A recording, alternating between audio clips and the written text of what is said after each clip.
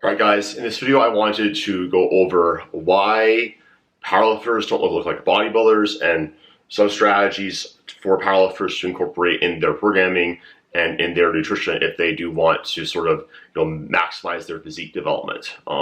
So I'm going to basically say there are going to be three main reasons why powerlifters do not look like bodybuilders. So number one is going to be, this is probably what I would say is the number one reason, is exercise selection and how this is going to differ between muscle building, more so physique development, versus strength.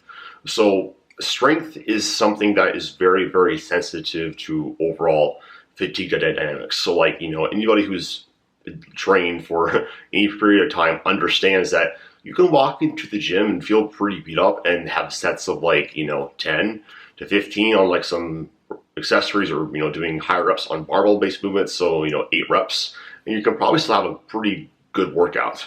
Whereas that peak strength, like 1 to 5 reps, is significantly more sensitive to fatigue variables. So like nutrition status, how much volume that you're doing, soreness, sleep, etc. And in powerlifting, the whole entire sport is getting better at singles. That is the entire sport, and that is very, very sensitive to fatigue. So what this means as far as programming goes is that, number one, powerlifters are going to generally do less training volume than bodybuilders will, because they don't need as much volume to maximize that strength development. Second off, within that, and sort of as a byproduct of that, you're going to see less exercise variety in order to maximize strength development and muscle growth of those prime movers without extra fatigue. So, for example, if I have somebody who wants to fully develop their chest, I might have something like, a horizontal press, a chest fly, and an incline press. Whereas for a powerlifter who really only needs to get stronger at their bench press, technically all we need to do is just bench press for them to get stronger at bench pressing and even grow just the prime movers of the bench press. And maybe most of my accessory work is going to be in that flat plane for the range of motion, because that's most specific to the actual sport that I'm doing, and it's going to build up more musculature in those joint angles that are going to be applicable to my sport. Whereas if I am really focused on muscle growth, I want to have more of that physique, overall complete physique development, I'm going to have probably more volume as a result of having more of the exercise variety, which is going to mean I'm going to have just more overall general fatigue, but also more overall development of my physique. So there are big considerations with that whole exercise selection thing and how it's going to basically transfer over to your main lifts as powerlifting coaches. Usually most powerlifting coaches are going to have like what I would call like the main compound accessory that they find is going to transfer over to that client's competition movement a lot. So for example, on a squat, you might find that either a leg press or a belt squat is very transferable over to your squat. It's similar in patterns and whatnot, and you're just going to focus on driving that up for hypertrophy and more extra low fatigue volume, and you're probably not going to really incorporate many leg extensions, if at all, just because that's really not going to help out your squat. Whereas for a physique athlete, if you want to have more complete quadricep development, you're probably going to have an adductor direct exercise, a squat pattern of some kind, and then some sort of leg extension to get the vastus medialis and rectus femoris more involved. So if I was to have a powerlifter who wanted to maximize their physique development in a way that is going to not interfere as much with their strength, is basically I would take a traditional DUP approach. So usually most of the time you're going to be training muscle at least twice a week. So one of those days is going to be very focused on strength, and I'm going to basically program exactly how I would for a powerlifter. So, probably going to have their main compound movements, the main compound accessory. So, say it's a single and then a 3x5 on squat, and then we're doing 2 sets of, 10 on leg press.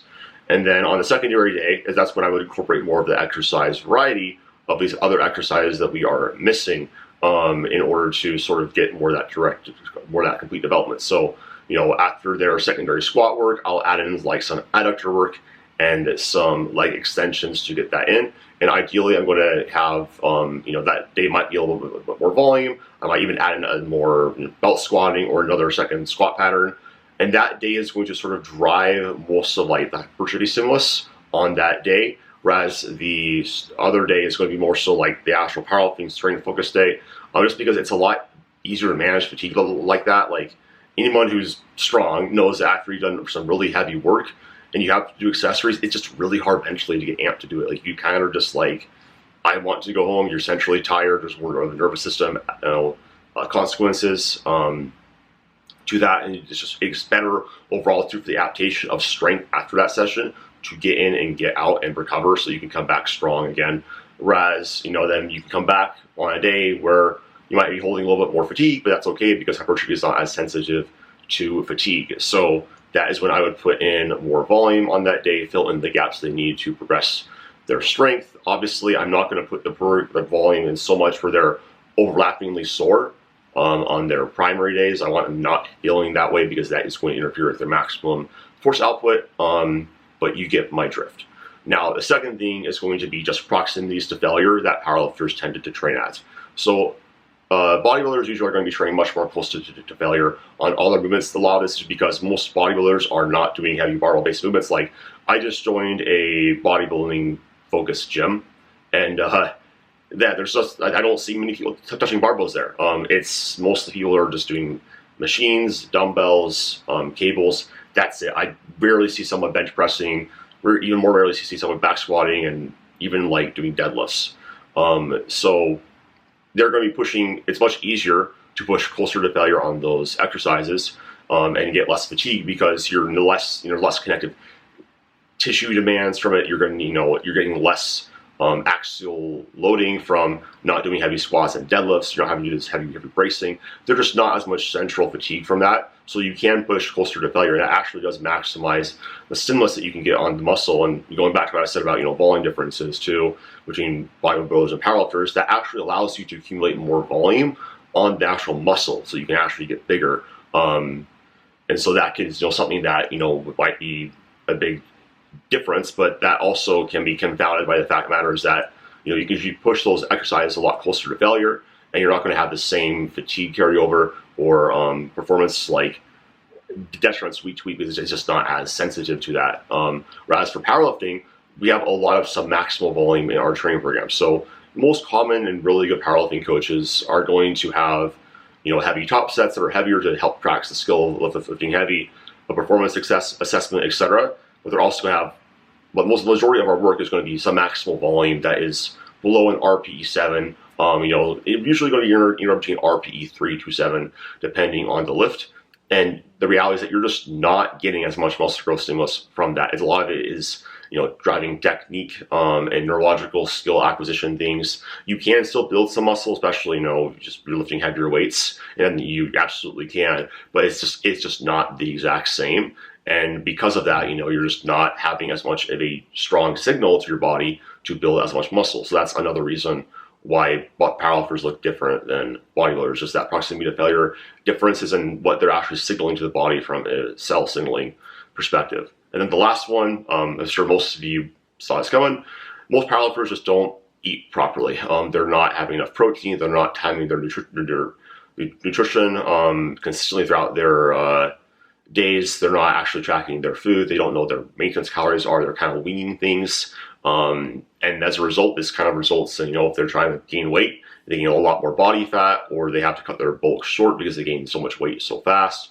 And because they're on that small surplus over time, they actually can't maximize their muscle growth, because you want to find that sweet spot where you are eating enough to fuel that muscle growth, but you don't want to have it be so much where you have to cut your gaining phases short, because we need to be eating enough. Usually it's going to be, around a 200 calorie surplus for most people is what I recommend to fuel that muscle growth. And we want to stay in that for as long as possible before we get to be too heavy or too fat or, too far away from our weight class, whatever it might be. And then we do cuts to help maximize body composition and buy more time to hopefully get more muscular within a certain body fat percentage range. But you need to be actually tracking things, weighing out your food, and paying attention to these small details in order to maximize your body composition. And bodybuilders are always going to be very meticulous about things in general, weighing out their food. They know what their metabolism is. They have consistent habits and routines around their nutrition, as powerlifters don't. And so that's why bodybuilders and powerlifters sort of they look different. There's just different training styles with the overall exercise selection, the proximity to failure, the volume that they can do as a result of the exercise selection that they're choosing, with being mostly barbell-based movements, versus mostly having more isolation-y stuff, and that allows you to push closer to failure versus when you have to be further away from failure. You're having differences in nutrition approach. So I'm going to just post like something right like here or in the description below of like an example of like for like what a split might look like if you wanted to maximize your hypertrophy development, and get some aesthetics with your strength pursuits, because it absolutely is possible. This is what I do. It just requires you to have a little bit more of a different programming approach, and you'll still see really great overall physique development. If you do this in a proper way, it really shouldn't interfere with your goal of getting maximally strong. So hopefully this video was helpful. Guys, if you guys have any questions, ask down in the comments below. And if you guys are interested in coaching, want to get individualized help so you guys can get strong and aesthetic at the same time, links are down below. So talk to you guys in the next one. Peace.